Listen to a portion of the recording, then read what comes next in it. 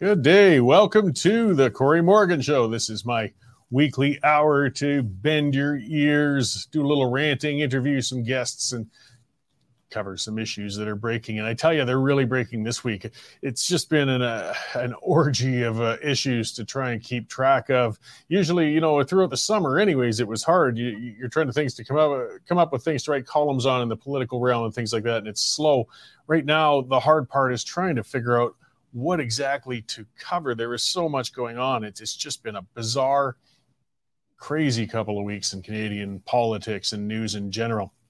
So I've got a good packed show today. A little later, I'll have Paige MacPherson on. It'll cool things down a little bit, but it's a very important discussion. She's with the Fraser Institute, and they released a study on the impacts of the school closures due to COVID over that period of time. We haven't had enough people looking back say, well, was it worth it? Were the shutdowns worth it? Were there benefits to be had? And of course, most importantly, what sort of damage was done? Having children out of school for weeks and weeks and weeks at a time was not good for them. It came at a cost to them. And they've studied that and put out a report on it. So I'm looking forward to that. Of course, we'll have our check-ins and things such as that too. And yes, this is live for a lot of you. Use that comment section, guys. Send those comments my way, questions my way, things like that. Discuss things with each other. I like seeing things being active in there. Just remain civil, that's all. We can be good to each other. So, yes, I'm going to get on about, of course, the biggest event of the week, a really unbelievable one. It was one of those times the world really was watching. And we had Ukrainian President Zelensky. He was a guest to the House of Commons. The Liberals were celebrating another injection of 600 million Canadian tax dollars going into the Ukrainian war effort. It was a big feel-good moment. Then the entire House rose and they gave an ovation and an applause to a Nazi. Yeah, I didn't have a slip of the tongue. And I'm not talking about a figurative Nazi or a comical Nazi like the soup chef in a Seinfeld episode. Not some goose-stepping neo-Nazi idiot with a shaven head and a swastika tattoo. No, this wasn't even a conscript from the German army in World War II or a simple member of the Nazi party from those times. No, the fellow they were applauding actually served in one of Hitler's SS Waffen units in World War II. This was a true, dyed-in-the-wool, literal Nazi. I mean, that term gets thrown around so much that we really have to couch it this time with, no, this is the real thing. Now, due to the passage of time, thankfully, it's actually quite difficult to find real Nazis these days, but credit where due, the government managed to dig one up and bring him into the House of Commons. House Speaker, I should say former House Speaker, Anthony Rota, has fallen on his sword for the issue now and claims the invitation of the Nazi was solely his own action. And now, while Rota certainly appears culpable, it beggars belief that this Nazi slipped through the vetting into the House of Commons with no examination. It's no coincidence that a Ukrainian veteran happened to be introduced to the House by the Speaker on the same day the President of Ukraine happened to be there. It was a staged jingoistic event that was supposed to show a common front of support for Ukrainians against Russian aggression. The problem was with which war Yaroslav Hunka fought against the Russians in. I'm going to speculate on what probably happened. I could be wrong. This is what I figure happened. I imagine an order went out to Liberal members just to ask him, try and seek out a Ukrainian veteran, who stood up to the Russians to celebrate in the House while we have Zelensky here. Some staffer went scurrying about and managed to find Yaroslav Hunka. It was probably a young staffer. If you go to Ottawa, you see them all the time. They're usually rushing around in ill-fitting suits. And it didn't occur to him that if a person's 98 years old, Ukrainian, and fought against the Russians, it's almost a sure thing he served in one of Hitler's Waffen SS units. And he volunteered to join that unit. He wasn't conscripted. I've seen some Liberal supporters doggedly trying to point out how Hunka wasn't among the worst of the Nazis. That's absurd, and it's not doing their cause any favors. I don't care if nowadays Hunka is the sweetest father and grandfather on the planet, and did a good job later in life. I don't care if he was the friendliest Nazi in his unit, that he never forgot anybody's birthday or won the Mr. Nazi Congeniality Award every time there was an SS convention. He was a Nazi and never should have been invited to the House of Commons, much less applauded. Some actions and life choices lead to a permanent stigma being applied. Joining one of Hitler's SAS units during World War II is one of those life choices. The leader of a nation in the middle of a war was a guest in the House of Commons, and he unwittingly found himself joining the rest of the room and applauding a Nazi. The damage done went beyond just humiliating Canada and a guest on the world stage.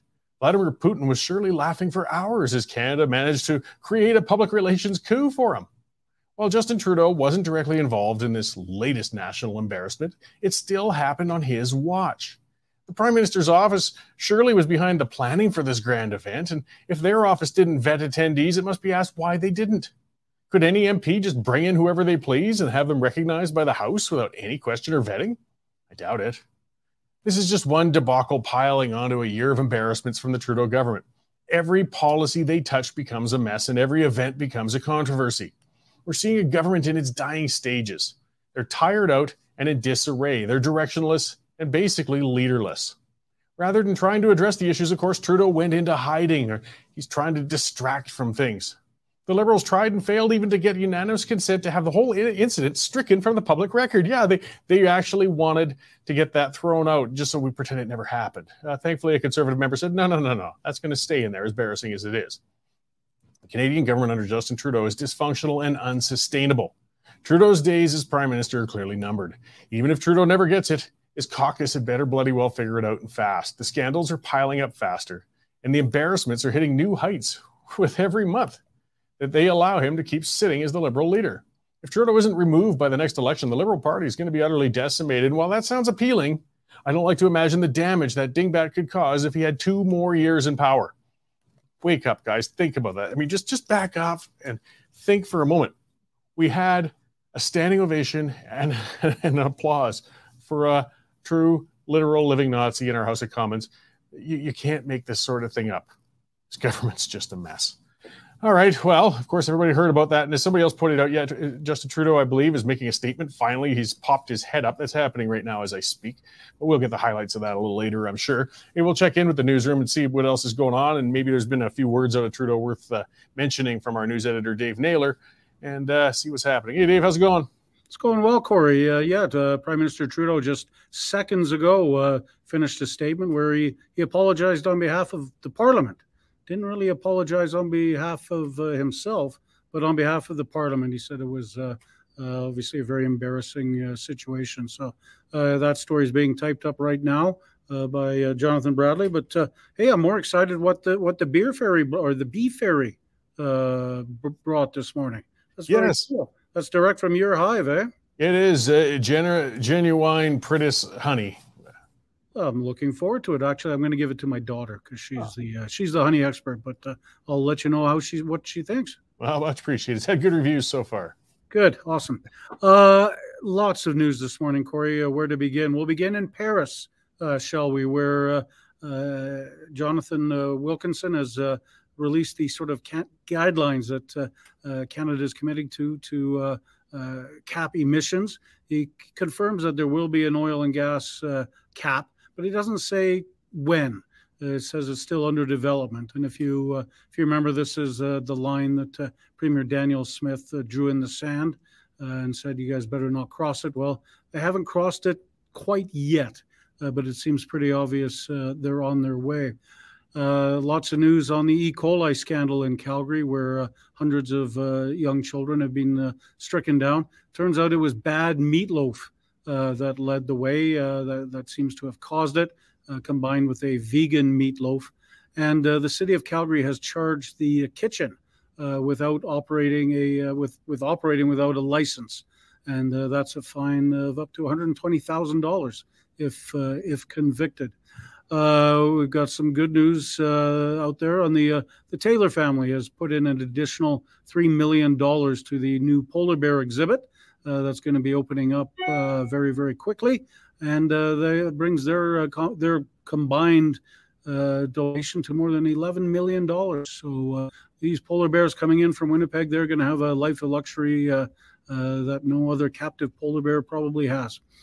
And some amazing scenes last night in Philadelphia, where basically you can go shoplifting anywhere you want now in the United States and not get charged. And they had some mob scenes where people were, we won't call it shoplifting, we'll call it looting stores. And this comes on the heels of Target announcing they were closing stores across the U.S.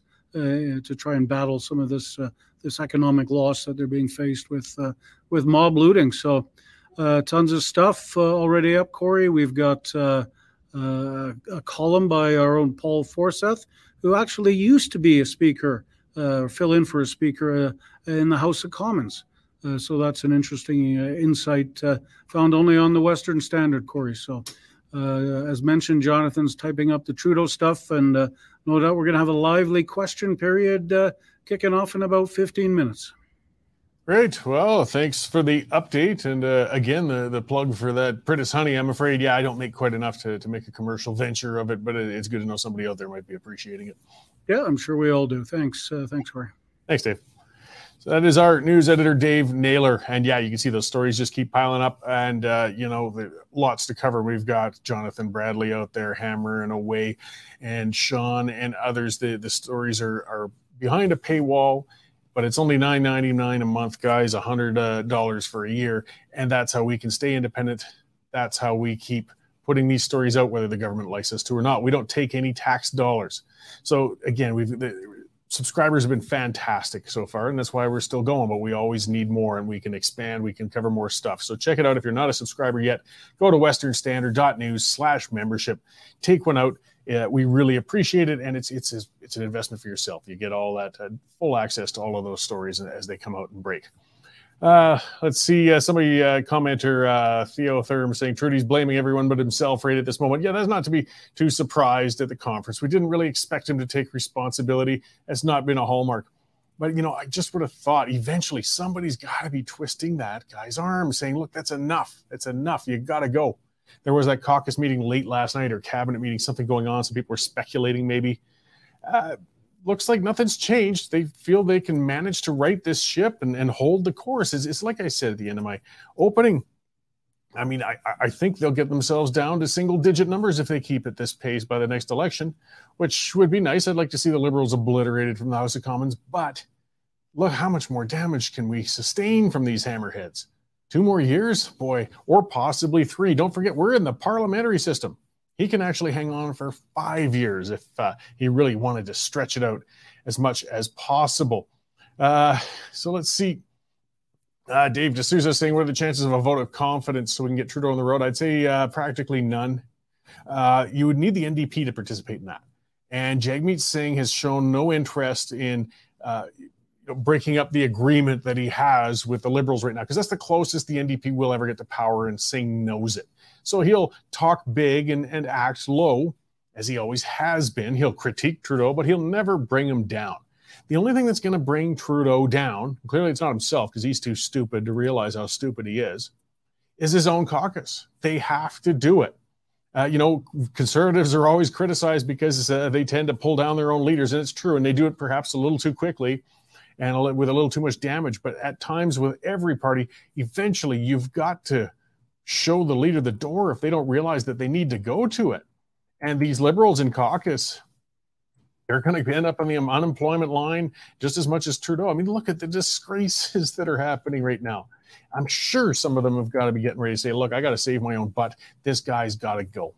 That'll be the only chance. And that wouldn't lead to an election.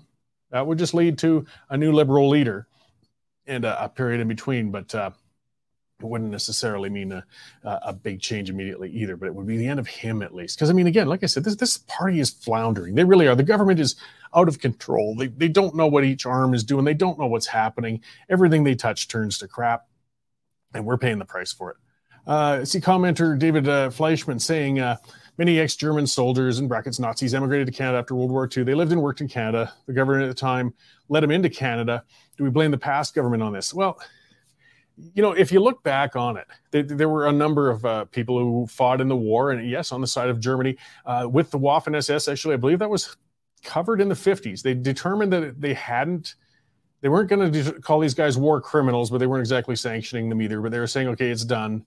We're leaving it where it is. And there's no sense turning back the clock. And at this point, going down, chasing down 98-year-olds and trying, because some people are saying you should be arrested or, sent back to Poland to face justice. No, it's just let him and his God, if he has one, and his conscience deal with whatever happened then, along with the others at this point.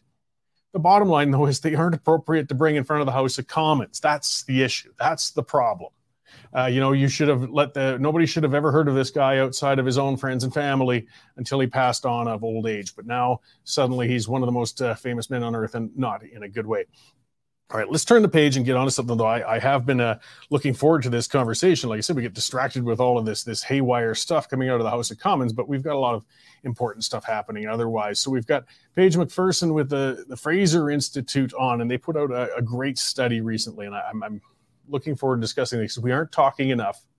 We didn't talk enough before the pandemic measures happened on cost benefit, but at least now that we have the benefit of hindsight, let's look at these things and what the impacts were so that presumably if there's another such event, we can do things differently. Hello, Paige. Welcome to the show. Thanks so much for having me. Well, I really appreciate it. I'm glad you came on. So kind of as I framed it there, so you called it the forgotten demographic, and you focused particularly on children in school with the amount of lost time and of the impacts that had. I mean, we can't pretend there was zero impact, but you guys actually dug in to see what those impacts were then. Yeah, absolutely. We've often heard the refrain that policymakers, when it came to COVID and school closures, were doing the best with the information that they had at the time. So what our report really looks into is what information exactly did policymakers, including governments across Canada, we looked at each provincial government, including in Alberta where you are, looking at what did they know exactly, and also when did they know it? Did they have any information that would guide their policymaking, or were they really just flying blind? And I think it's very reasonable to say that, okay, within the first, let's say, 1, 2, maybe even 3 months, there wasn't a lot of good data. There was a lot of, uncertainty and fear during that period in the pandemic. And so school closures happened. But the reality is that in Canada, and including Alberta, schools were closed in Alberta well into January 2022. So that's spanning 3 school years. In other parts of Canada, they were closed up until February 2022. And so just to put that into context, that is 110 days minimum that Alberta students missed due to school closures related to the pandemic, which began in March of 2020. And our report really found that there was no good reason, no evidence-informed reason to believe that school closures would help in terms of the health and safety of children, or even necessarily stopping the spread of COVID-19. And certainly we knew very early on, if we're being really, really conservative in what we're saying, by December 2020 at the latest, that there was almost no significant health risk to children of COVID-19, and yet governments continued to close schools. So they really didn't let the data inform their response. So, I mean, we all, well, again, there was a lot of conflicting stories and everything going on at the time. But as you said, it was starting to become pretty clear. We kind of got very fortunate that among infectious diseases, this one was one that seemed to leave children alone, at least for the most part. But I mean, when that was brought up, often people would say, well, yes, but they're putting the teachers at risk, or they're adding to spread and they'll bring it home to their household and put grandma and grandpa at risk, or things like that. So did open times with school contribute to the general infection of the population, or could a link be found? The short answer is that there's really no clarity in the data. There's really no good evidence to say, yes, school closures worked. When we're looking in hindsight now in terms of stopping the spread, there's certainly some speculation that they might have had some impact, but there's really no good scientific data showing that they worked. And that's from the epidemiological review, that portion of our paper. Also, it wasn't like we had never thought about school closures before 2020. School closures had been studied in terms of a review of the existing data when it came to coronaviruses like SARS and MERS, but before COVID-19, also in the context of influenza. And those the same, it was very inconclusive. Like I said, there was no good evidence that school closures would work for what we had hoped that they would do, or what policymakers had hoped that they would do. What was also very clear from the start was that school closures, or in other words, missed classroom time, would have negative impacts on children from an academic perspective, from a mental health perspective, social outcomes, severe absenteeism. These are all of the things that we are now seeing. And the other side of our paper, what we look at following school closures, the consequences that children have faced and are continuing to face. But the fact is that policymakers in the Alberta government and right across Canada and the Western world, if they had done their due diligence and looked into this information, it was there ahead of time. We know that missed classroom time does have severe consequences for kids. And like I said, 110 days minimum of missed classroom time in Alberta. That's not including if your school had an outbreak, which would be 2 kids or more with a positive COVID test, or if your kid had the sniffles and therefore they couldn't go to school because they had a COVID symptom for however long it took them to get over the sniffles. So that is a minimum. Kids actually, in effect, missed quite a lot more time than that, and that does have a negative impact. Well, absolutely. And I guess something that probably lended to your study, though, was the fact that every province was quite different for the amount of time. You had a wide spread. There was 10 weeks in BC at a minimum and 27 weeks in Ontario and sort of everything in between. So I imagine that gave you some data and information to really see the differential and impacts with the provinces that have fewer closures than the others. Absolutely. So in terms of the academic impacts, for example, what I will stress is that this is a very preliminary look. A lot of what I do in my role at the Fraser Institute is look at standardized test score data, and provinces more or less halted standardized testing during COVID and during sort of the school closure period, which we know is a very long period. They're only just starting to reinstate and get those tests back into action. So the data that we have is sort of a preliminary peek into the window, but we do know that there was impacts, particularly on math scores. This is something that we found quite striking in our paper. It was in Ontario and Nova Scotia, which are the 2 provinces which did close schools for the longest period of time, that math scores did seem to be quite impacted. In Alberta, we looked at the grade 6 provincial achievement test scores. Across all subjects, there were some minor declines between 2018-19, so the first or the last year not impacted by COVID school closures, compared with 2021-2022, which was the first year where you're not seeing I guess there were still school closures, but where we have that good test score data that we can look at.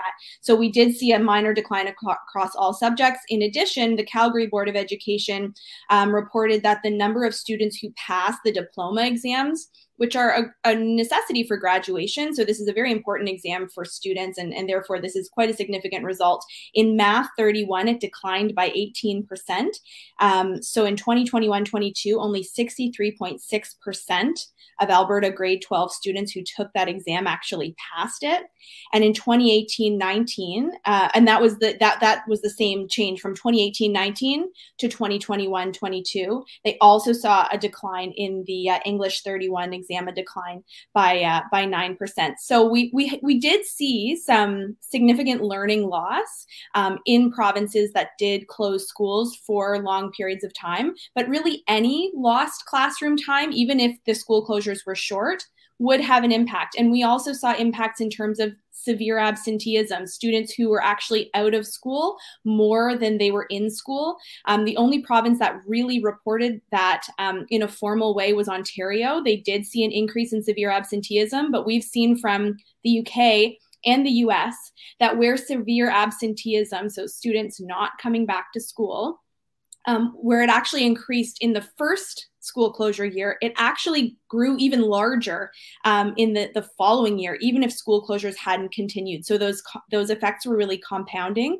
We also saw that mental health impacts in kids in terms of StatsCan data. The Mental Health Commission of Canada did a broad survey and found that the youngest kids who were at the lowest physical health risk from COVID-19 actually faced the greatest rates self-reported of severe anxiety and depression and other really negative mental health impacts. And they actually were the longest lasting. Contrast that with the oldest segment of the population who was the most at physical health risk of COVID-19. They had a spike at the start in terms of their severe anxiety, but it quickly dissipated, and the rates were actually significantly lower than we saw in the youth. So that's why we called the paper the forgotten demographic. It's really that children are bearing a lot of the burden of these COVID-19 school closures and lockdown policies. It's actually lasting quite a long time in terms of those impacts on kids, whereas we're just not seeing that in the older demographics. Yeah, and I mean, the academic impact is somewhat easier to measure when we have standardized testing and we can see some correlation. The more difficult, but possibly more distressing, is the social impact. You touched a little upon. I see one of our commenters, Anne McCormack, said their 14-year-old committed suicide, the weekend before school started, September 20th. The individual cases vary all over the place, but it's certainly, there's a lot of vulnerable children. They're suffering from, anxiety. It's a difficult time. Suicide is always a risk and things such as that at the best of times. And when you disrupt it with something like this and so much fear and separation from their social peers, it's unquestionable that there's been an impact, but it's, I guess, difficult to quantify just how much it was. Yes, you're right. And that's a really tragic outcome. It's also not an isolated thing. We did see that there were emergency rooms, for example, in Calgary, said that there was the emergency room doctors there. I forget which hospital it was, but they reported a significant increase in people who came in, youth who came in due to suicide attempts and self-harm. Those Mental Health Commission of Canada surveys and StatsCan surveys, and also complemented by CAMH, the Centre for Addictions and Mental Health in Ontario, did Ontario-specific studies, all really finding the same things, that kids were certainly facing severe anxiety and depression. Those rates went up. Rates of reported self-harm or thoughts of suicide did go up amongst youth. And that is a really, really tragic outcome. The other thing that I found interesting when I was reviewing that survey data, because this was another common refrain that, it's just anxiety because of COVID-19, because of the pandemic. They're afraid of the virus. They're afraid of the impact that the virus is going to have on their loved ones. That was not what the youth survey data showed. It really showed that youth were much more concerned about isolation, family stress from that isolation of being, inside the house, not seeing their friends, missing school. It was not, the fear of COVID-19, of the virus itself, was actually quite low on the list of concerns for youth in this survey data. And that is, that's really the tragic outcome, is that it wasn't the virus, it was the policy response to the virus by governments, including the Alberta government, that really negatively impacted children. So as you said, there was already data on how school closures impact children. Now there's certainly a whole much larger set of data to look at and the impacts.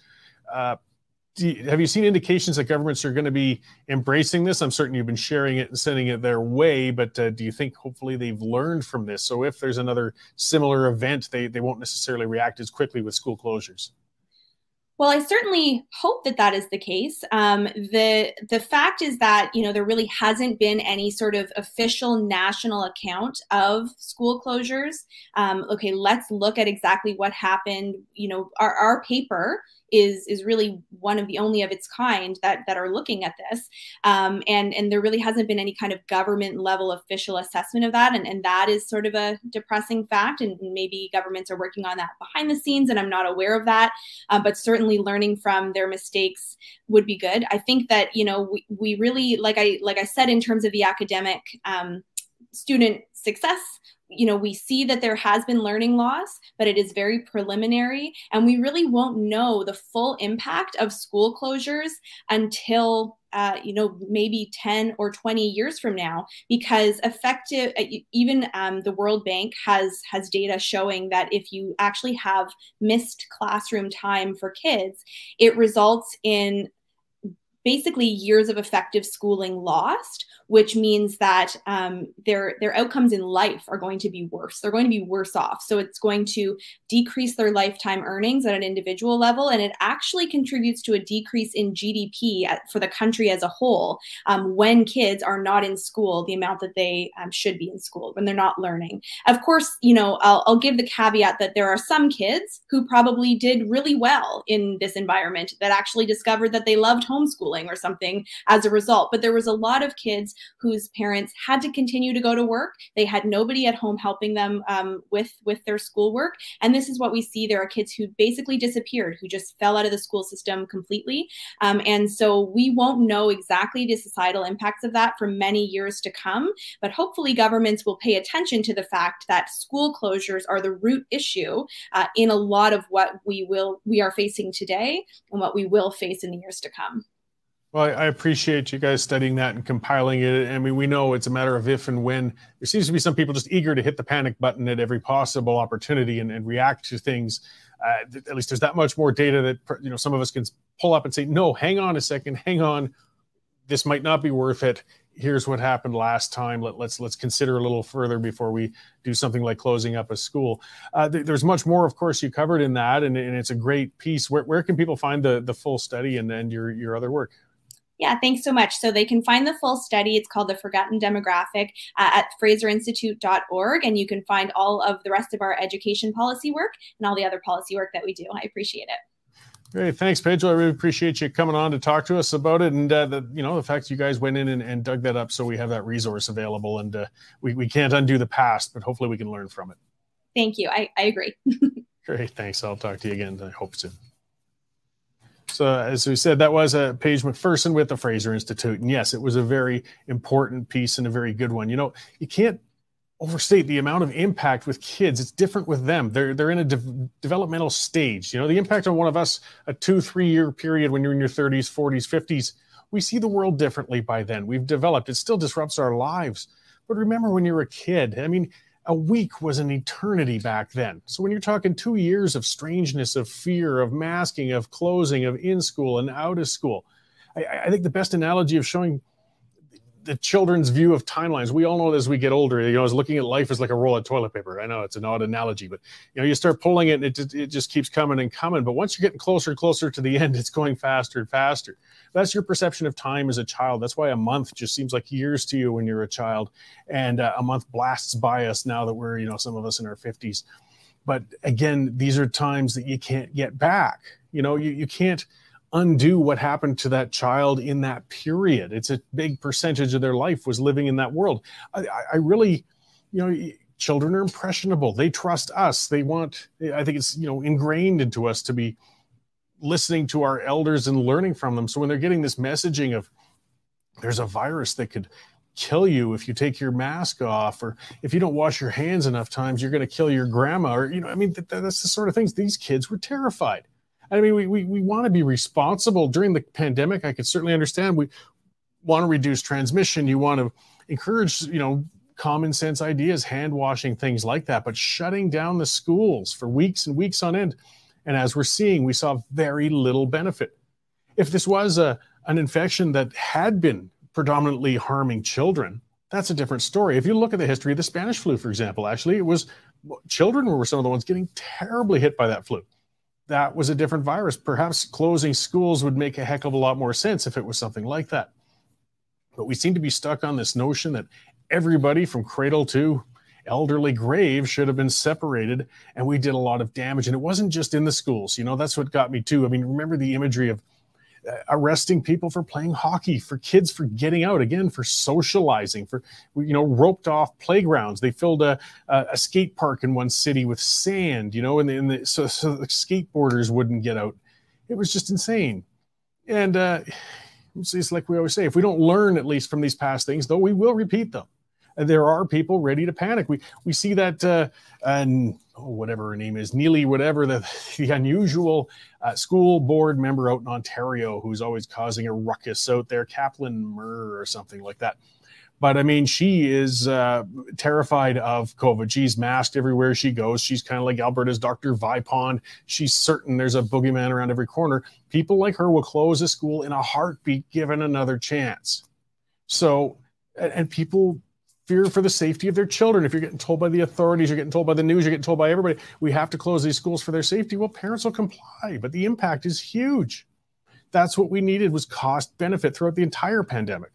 And we never did it. We didn't do it before, but at least we're starting to do it after, at least the Fraser Institute is. So I appreciate that on their part. So, okay, I'll turn the page onto something similar, though, and something Dave mentioned. For people across the country might not have heard about it, but yeah, Alberta had a huge E. coli breakout in daycares. You know, again, speaking of the safety of our children, and the irony and weirdness of it with a vegan meatloaf being part of the cause, the E. coli. I mean, it just sounds like it's an oxymoron rate to begin with. But the real meatloaf had infection as well. But it's not funny at all. In reality, hundreds of kids got hit with bad infections. I mean, a number of them were in hospital. A number have got dialysis. They could have some very permanent, kidney damage, things like that. It's a terrible, terrible mess. And everybody's scrambling and pointing fingers and trying to get to the bottom of that. At least they found the root of it. And I guess we got to caution against overreaction. That was the most appalling and terrible thing we could think of happening with children in care, daycare. I mean, you put your kids there, you don't want them dying of poisoning from the bloody food. But people are saying, we need more inspectors, we need more cracking down, we need more of this, we need more of that. I listened to one person saying every restaurant and kitchen in the whole province needs to have every employee trained in food safety. Okay, we need to make sure these things don't happen as very little as reasonably possible. I know people say zero, never. Well, that's not going to happen. We can only mitigate. We can minimize. And we do want to keep up. Like, I owned a pub and restaurant. We were regularly inspected. AHS was very thorough. If we'd have been doing things that were really beyond the pale, we would be shut down. I mean, some people are saying, why wasn't this place shut down earlier? It had roaches that were found in it and some other things. Yeah, there's some questions to be asked. Ironically, I mean, that's an indication of a dirty kitchen. There's no doubt about that. But the roaches probably wouldn't have been the cause of the E. coli. If you really look at the roots of that, I mean, somebody was infected and wasn't washing their hands after using the washroom. They were preparing food. Yeah, disgusting subject matter on a lunchtime show. But like everything else, and again, when we get children involved, all I'm saying is let's not, we should react strongly, but let's not overreact in the sense of bringing in a bunch more legislation and pressure when we don't necessarily need it. Remember, if you put that expense, as I said, I owned a pub, your average margin in that, it's just like the grocery world, it's like 5%. And if you suddenly put that new staff training cost up where you had to train each and every one of them on that multiple day course in food safety, and there's rules, you have to have some staff members with it so that somebody in that kitchen knows how to properly manage the kitchen. That's already there and it's good. If you're requiring that for everybody from the dishwasher to the prep cook to the line cooks and everything, you're going to shoot the cost of operation through the roof in a narrow margin business. It will put some restaurants over the edge, and it will put the price of everything up again. Everything comes with a cost. So yeah, let's find out what happened with the kitchen with those kids and things like that. But let's not let the legislators and bureaucrats go too wild with extra controls to respond to this. Likewise with school closures. You know, if we're not seeing as much benefit as we should out of it, then let's not be doing it again. And it depends on the infection. Things are different every time. If it's a different bug, we might have a different reaction to it. All right, let's talk about government efficiency, right? So this is Canadian Mortgage and Housing Corporation. Is this one of the announcements? This one kind of just flew away. I mean, as the government talked about, it wasn't a bad policy, to be honest. They're talking about giving a GST holiday for the construction of rental projects. But what does that mean exactly? It sounds like if you're building an apartment building, I guess you'll get a GST break on the materials or some of the contracting or services you got when you built it. And it could add up to about $383 million a year. But they have no idea how many units that will actually lead to. Like I said, reducing taxes is always a good thing. It'll always help. It'll bring down the expenses. But they figure the cabinet estimates on how many units this will help facilitate is between the thousands to millions. Yeah, that's how wide the spread is. In other words, they have no idea. But hey, error on the side of tax cuts, guys. I'll give you credit for doing one thing right once in a while because it doesn't happen bloody often. But yeah, they got no clue. They got no clue. It just matches with everything else this government's doing. They're fumbling along. They're just shooting in all directions, trying to save their own butts at this point. The post office, speaking of inefficiency, right? Canada Post, they kind of made a bit of a comeback. For a few years, they were making a bit of a profit. But now, for some years running, they've been losing and losing and losing. The last year, they lost $548 million. It's time, I think, to really start seriously considering retiring that dinosaur. We don't need it.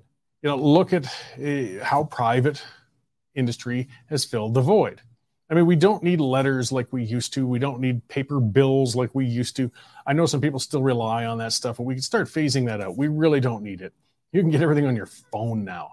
And as far as packages go and everything, Amazon is delivering directly. Purelator is part of Canada Post, but FedEx, all of those other private couriers are doing the job, and they're making money. Canada Post, which you would think with such an already established network to be able to deliver packages, should be able to take advantage of this new age of so much online ordering and things being delivered, but no, they can't. They can't efficiently do it. They're too bloated with their unions and inefficiency and old ways of doing things, and they're losing hundreds of millions of dollars a year. Again, government just can't do things right, and they won't. So either way, I just say let's start looking towards pulling the pin on those guys. We can get to an end on it. Cocaine on a plane. Odd statement in it. You might have seen some of the news. The Toronto Sun published a story. I think, it was almost media trolling. Hey, I'm not above trolling on Twitter and social media and things like that to just kind of poke the hornet's nest a little bit and everything. But there was an internet rumor. It started way back when Justin Trudeau, again, his constant catastrophes and problems everywhere and everything he does. He got stuck in India for 2 extra days because his plane broke down. And he was sitting there. And there was a rumor somebody started probably on Facebook or Twitter saying the reason that plane's down is because the Indian authorities found cocaine on it and they're not letting him fly out. It was ridiculous. I'm not saying it's impossible that Trudeau was taking coke. It might explain a lot of things, actually. But look, guys, that didn't happen. Even as much as India doesn't like Justin Trudeau, they weren't going to send the drug-sniffing dogs on a foreign leader's plane while he's at a G20 summit. Even if there really was a bunch of coke on there, they wouldn't have been in there looking for it. But the Indian media, I did a few interviews on some Indian television networks last week, and it's an experience, I'll tell you. They are very... they're very biased. I mean, all media's got some biases and everything, but holy cow, these guys are really something else. I sat on those panels, and it's so torqued and high energy. It was kind of fun to sit on them, but they play very loose with some facts and things. And remember, I am far from a defender of Justin Trudeau. I spend a large part of my shows all the time ripping into him. But somebody on one of those Indian shows the other day said that he had, I love the irony he was playing with it. He said there was credible evidence that there was cocaine on Justin Trudeau's plane, and that's why it was held up. This was a former diplomat from India. He used the credible evidence term purposely. That was the term that Justin Trudeau used when he stood up and said that India had assassinated somebody on Canadian soil. So there was credible evidence. Well, you need to prove it. And so Trevor's saying, India news channels seem to think he was, that's what I mean. Those channels get a lot of traffic. The amount of followers from India I got after doing the, on Twitter and such, after doing those interviews was something else. But don't take that one to the bank, guys. There's a million reasons to get rid of Justin Trudeau. The mythological story of the cocaine on the plane, though, is probably not real, as funny as it kind of sounds to begin with. Other stuff up on the Western Standard site. Dave mentioned it earlier with Target. There's a video showing one of the mobs. As he said, they're not thieves, they're looters, breaking into stores and just stealing everything they can and going to the door. This idiotic left-wing policies of enablement, whether it comes to drug use or shoplifting or any of those things, have led, of course, to high crime and high drug use. Yet they still seem mystified about it. So Target, they're closing stores. In San Francisco, and throughout the West Coast, there's been Walmarts and all sorts of other stores. They're folding up. They're pulling out. They say, we can't do this. We can't make money, and it's unsafe to staff. It's a nightmare to work there. And you watch some of those videos. It's disturbing. And then there's the other bleeding heart, piss and moaning liberals. Oh, well, it just shows how hard up people are, and they're desperate. No, they aren't. The video showed that in the recent one, it wasn't food they were stealing. It wasn't clothing. It wasn't necessities. They went to Foot Locker because they wanted Nikes. They went to Lululemon because they wanted yoga pants. And they went to the Apple store. Not for apples, that's his food. Apple electronic products. Come on, guys. They're thieves. They're looters. It's intolerable. And until people start pushing back, these stores are going to keep closing. And guess what? Stores like Target and those were ones that helped people who really were on a lower income because they worked with, large volumes of product, and they can afford to get things to you cheaper. Now, those retail outlets won't be there. Jobs are lost, and people are going to pay more prices for goods. Why? Because of idiotic, liberal enablement policies of crime. That's why. You have to charge people if they steal things. You have to punish them. Not talking about public whippings and hangings, but you can't let them off with nothing. And that's what's been happening down there.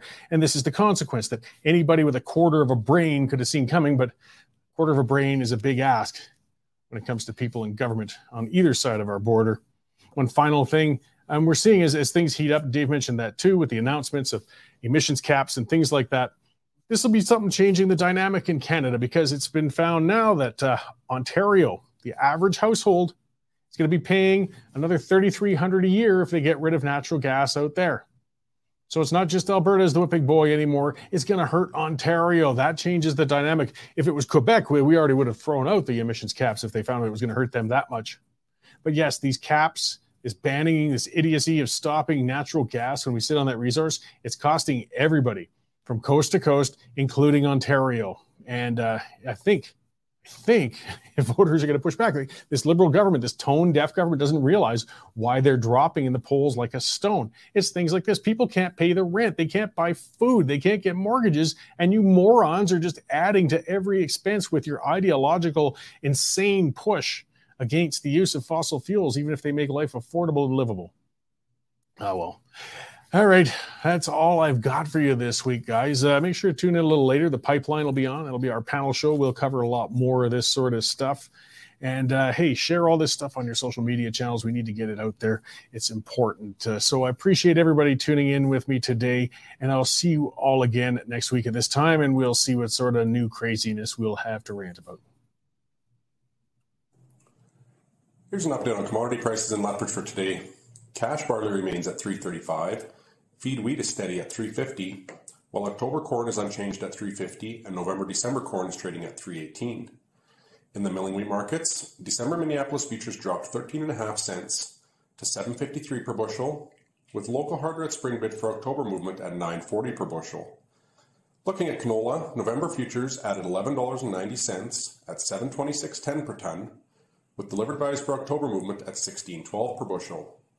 In the pulse markets, nearby red lentil prices are holding at 36.5 cents per pound, and yellow peas are higher 25 cents at $10.75 a bushel. In the cattle markets, October live cattle are higher 45 cents at $185.25 per hundredweight. For more information on pricing or picked up options, give me a call at 403-394-1711.